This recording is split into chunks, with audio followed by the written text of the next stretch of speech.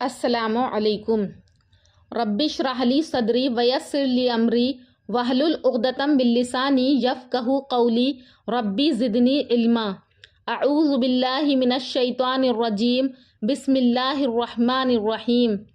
آج ہم سورہ بقرہ کا رکوع نمبر 10 دیکھیں گے کہ ان آیات کے اندر اللہ تبارک و تعالیٰ کیا ارشاد فرما رہا ہے۔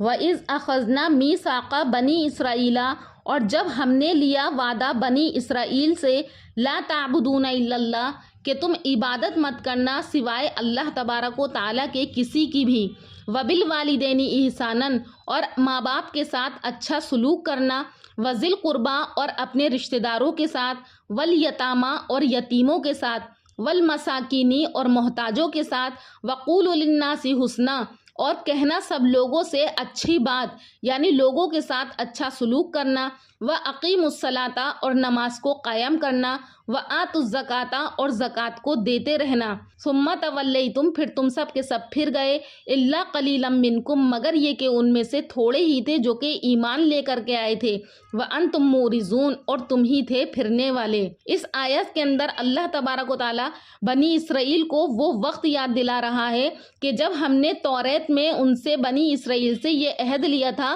کہ تم اللہ تعالیٰ کے سوا کسی کی عبادت مت کرنا، اپنے ماں باپ کے ساتھ اچھا سلوک کرنا، رشتہ داروں کے ساتھ، مسکینوں کے ساتھ نماز پڑھنا، زکوٰۃ دینا۔ تو یہ سب قول و قرار لینے کے بعد جو ہے ان لوگوں نے بچھڑے کی پوجا کر لی تھی، تو بنی اسرائیل ان سارے قول و قرار سے پھر گئے۔ بس اس میں تھوڑے سے ہی لوگ تھے جو کہ ان تمام باتوں پر ایمان لے کر کے آئے، کیونکہ بنی اسرائیل کی تو یہ معمولی عادت تھی کہ وہ وعدہ کرتے تھے اور اس وعدے کی خلاف ورزی کرتے تھے۔ اس آیت کے اندر اللہ تبارک و تعالیٰ مدینہ کے یہودیوں کو مخاطب کر کے ارشاد فرما رہا ہے کہ وَإِذْ أَخَذْنَا مِيثَاقَكُمْ، کہ جب ہم نے لیا تم سے وعدہ، لا تسفکون دماءکم، کہ تم آپس میں خون ریزی مت کرنا، ولا تخرجون انفسکم، اور نہ ہی نکالنا اپنے آپ کو یا اپنے ہی لوگوں کو، من دیارکم، اپنے وطن سے، ثم اقررتم، پھر تم نے اقرار کر لیا، وانتم تشہدون، اور اس بات کو تم مانتے تھے،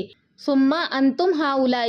اور پھر تم وہ لوگ ہو کہ تقتلون انفسکم، ویسے ہی خون کرتے ہو آپس میں، وتخرجون فریقا منکم، اور تم نکال دیتے ہو اپنے ایک فرقے کو، من دیارہم، ان کے وطن سے، تظاہرون علیہم، اور تم چڑھائی کرتے ہو ان کے اوپر، بالاسم، گناہ سے، والعدوان، اور ظلم سے، وان یاتوکم اسارا، اور اگر وہی آتے ہیں تمہارے پاس اسارا، قیدی بن کر، تفادوہم، تو تم ان کو فدیہ دے کر چھڑاتے ہو، وہوا محرم علیکم، جبکہ یہ تمہارے اوپر حرام تھا، اخراجہم، کہ تم ان کو نکالتے، یعنی ان کا نکال دینا حالانکہ تم پر حرام تھا۔ افاتؤمنون ببعض الکتاب، کیا تم مانتے ہو کتاب کے یعنی توریت کے کچھ حصے کو، وتکفرون ببعض، اور کچھ حصے کا انکار کرتے ہو، فما جزاء من یفعل ذلک منکم، سو کوئی سزا نہیں اس کی جو تم میں یہ کام کرتا ہے،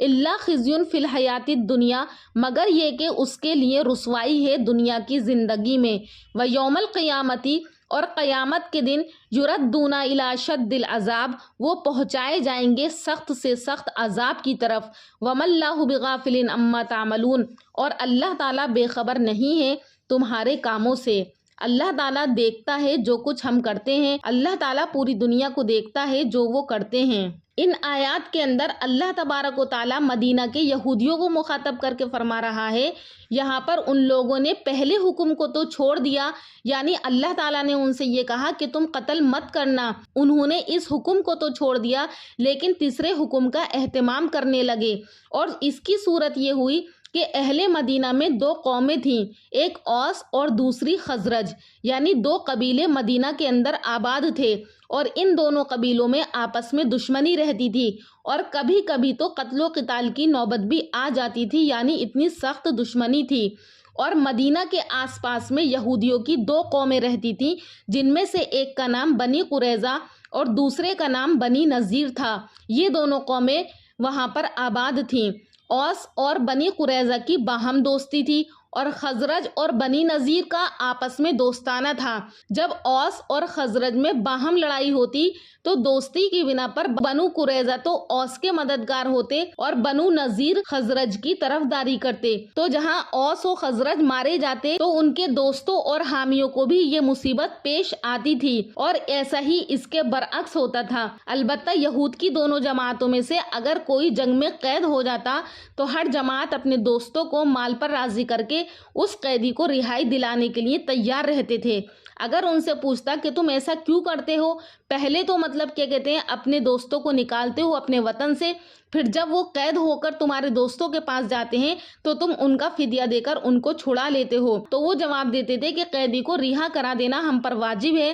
اور اگر کوئی قتل و قتال میں ہم کسی کا ساتھ نہیں دیں گے تو پھر یہ بات دوستی میں شرم کی بات ہے، ہم دوستی کی وجہ سے ان کا ساتھ دیتے ہیں۔ تو اس آیت میں اللہ تعالیٰ نے انہی لوگوں کی شکایت کی ہے کہ وہ لوگ ایسے ہیں کہ انہوں نے پہلے حکم کو تو نہیں مانا بلکہ تیسرے حکم کو مان لیا۔ اور آگے اللہ تبارک و تعالیٰ ارشاد فرما رہا ہے کہ اولئک الذین اشتروا الحیات الدنیا، کہ یہ وہی ہیں جنہوں نے مول خرید لیا ہے الحیات الدنیا، دنیا کی زندگی کو، بالآخرتی، آخرت کے بدلے، فلا یخفف عنہم العذاب، پس ہلکا نہیں کیا جائے گا ان پر سے عذاب، ولا ہم ینصرون، اور نہ ہی ان کی مدد کی جائے گی۔ تو اس رکوع کے اندر اللہ تبارک و تعالیٰ نے یہودیوں کے بارے میں ارشاد فرمایا ہے کہ وہ یہودی اپنی کتاب تورات کے احکام کو بھی نہیں مانتے تھے، اور اسی طریقے سے نبی کریم صلی اللہ علیہ وسلم کے احکام کو نہیں مانتے تھے، جو ان کو حکم دیا جاتا تھا وہ اس کے ہمیشہ برخلاف کرتے تھے۔ تو اللہ تعالیٰ نے اس رکوع کے اندر انہی یہودیوں کا ذکر کیا ہے۔